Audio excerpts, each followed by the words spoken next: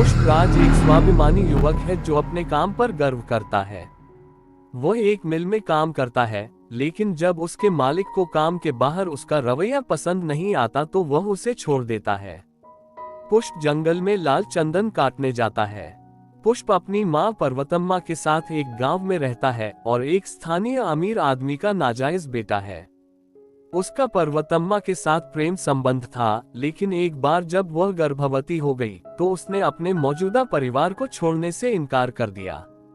1998 में स्थापित पुष्पराज अल्लू अर्जुन एक कुली है जो लाल चंदन की तस्करी का काम करता है, एक दुर्लभ लकड़ी जो केवल आंध्र प्रदेश के चित्तूर जिले के शेषचलम पहाड़ियों में उगती है।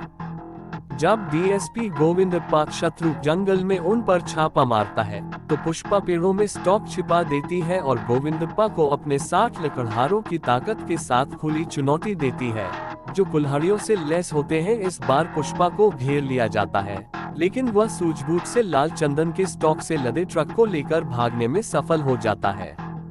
पुष्पा खुद को गोविंदप्पा के सामने आत्मसमर्पण करने से पहले ट्रक को जंगल में छिपा देता है। पुष्पा को बुरी तरह पीटा जाता है, लेकिन वह चंदन के ठिकाने का खुलासा करने से इनकार कर देता है। पुष्पा अपने नियोक्ता कोंडा रेड्डी अजय घोष का विश्वास जीत लेता है। कोंडा के 2 भाई हैं। जॉली एक महिला प्रेमी है और अपनी शादी की रात सभी दुल्हनों के साथ सोता है, और जक्का रेड्डी षणमुख अकाउंटेंट। कई साल पहले एक गिरोह की लड़ाई में कोंडा ने अपना दाहिना हाथ खो दिया था। कोंडा सैंडर्स को वापस लाने के लिए जॉली और जक्का को भेजता है। पुष्पा उन्हें उसे जमानत देने के लिए मजबूर करती है और फिर उसे यह बताने के लिए 5 लाख रुपए मिलते हैं कि उसने ट्रक को एक झील में छिपा दिया है। लाल चंदन की तस्करी के नए नए विचारों की मदद से उन्हें ईंधन टैंकरों, दूध के ट्रकों आदि में डालें। ट्रक तरल से भरे होते हैं, लेकिन केवल ऊपरी आधे हिस्से में और निचले आधे हिस्से में लाल चंदन होते हैं। पुष्पा जल्दी से रैंकों में ऊपर उठती है और कोंडा रेड्डी की भागीदार बन जाती है। पुष्पा तस्करी किए गए सामान के मूल्य का 4% कोंडा के साथ सौदा करती है। गोविंदप्पा को पता चल जाता है कि पुष्पा उसकी नाक के नीचे कैसे चंदन की तस्करी कर रही थी। वह दूध के ट्रक को जब्त कर लेता है और पुष्पा के आदमियों को अपने लिए काम करने के लिए मजबूर करता है। लाल चंदन सिंडिकेट का प्रबंधन करने वाला एक निर्दयी डीलर मंगलम श्रीनु सुनील कोंडा रेड्डी को अपने स्टॉक के 200 टन को सुरक्षित रखने का जिम्मा सौंपता है। चूंकि कोंडा के छोटे भाई जॉली रेड्डी धनंजय को अयोग्य माना जाता, गोविंदप्पा जो स्थान जानता है क्योंकि उसने पुष्पा के आदमियों को 50 लाख रुपए की रिश्वत दी थी, उन पर छापा मारने का प्रयास करता है, लेकिन पुष्पा सभी लकड़ियों को नदी में फेंक देती है, जिससे वे जब्त होने से बच जाती हैं। केशव बांध की ओर दौड़ता है और अधिकारी को गेट बंद करने के लिए रिश्वत देता है ताकि लकड़ियां बह न जाएं।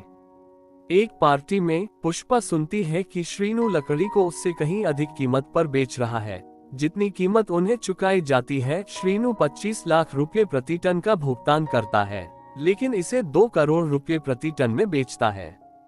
वह कोंडा से उचित हिस्सा मांगने के लिए कहता है, लेकिन श्रीनु के खिलाफ जाने को जोखिम भरा मानते हुए पीछे हट जाता है। पुष्पा श्रीवल्ली रश्मिका मंदाना से मिलती है और तुरंत उसके प्यार में पड़ जाती है। श्रीवल्ली लंबे समय तक पुष्पा को नजरअंदाज करती है, जब तक कि पुष्पा का दोस्त केशव जगदीश प्रताप भंडारी उसके दोस्तों को चिरंजीवी की फिल्म के टिकट की रिश्वत नहीं देता, ताकि यह सुनिश्चित हो सके कि अगली बार जब वह पुष्पा से मिले तो वह उसे देखकर मुस्कुराए।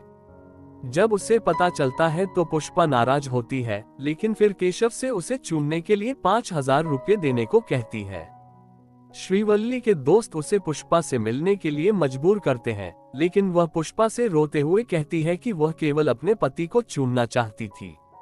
पुष्पा उसके 5000 रुपये वापस पाने के लिए उससे शादी करने का फैसला करती है। उनकी सगाई के दिन उसका सौतेला भाई मोहन अजय पुष्पा की वंशावली को नकार देता है। अगले दिन वह लकड़ी की तस्करी चेन्नई में करता है और श्रीनु से मिलता है, जिससे वह अपने हिस्से के रूप में प्रति टन 1 करोड़ रुपए मांगता है। श्रीनु मना कर देता है और उसके आदमी उस पर हमला करते हैं, लेकिन पुष्पा उन्हें पकड़ लेती है। फिर वह खुद चेन्नई जाता है और लकड़ी को 1.5 करोड़ रुपए प्रति टन बेचने का सौदा करता है, जिसे कोंडा और पुष्पा समान रूप से साझा करने के लिए सहमत होते हैं। जॉली श्रीवल्ली को उसके पिता को बंदी बनाकर एक रात उसके साथ बिताने के लिए ब्लैकमेल करता है। श्रीवल्ली अपनी इज्जत बचाने के लिए पुष्पा के पास जाती है। क्रोधित होकर पुष्पा जॉली को बुरी तरह से पीटती है, जिससे वह अस्थायी रूप से लकवाग्रस्त हो जाता है। कोंडा को पता चलता है कि पुष्पा उसके भाई की हालत के लिए जिम्मेदार है। उसे मारने की कोशिश करता है, लेकिन श्रीनू के आदमी उन पर घात लगाकर हमला करते हैं। अफरा तफरी के बीच पुष्पा उन पर जवाबी हमला करने में सफल हो जाती है। कोंडा मारा जाता है। सांसद भूमिरेड्डी सिद्धप्पा नायडू राव रमेश पुष्पा और श्रीनू के बीच समझौता करवाता है और पुष्पा को उनके सिंडिकेट का प्रबंधन करने के लिए नियुक्त करता है। पुष्पा द्वारा ये खुलासा करने के बाद कि वह चेन्नई, बॉम्बे, दिल्ली और कलकत्ता में तस्करों को सीधे सैंडर्स बेच सकता है। दर 2 करोड़ रुपए प्रति टन तक हो सकती है। 6 महीने के बाद पुष्पा एक प्रभावशाली व्यक्ति बन जाता है।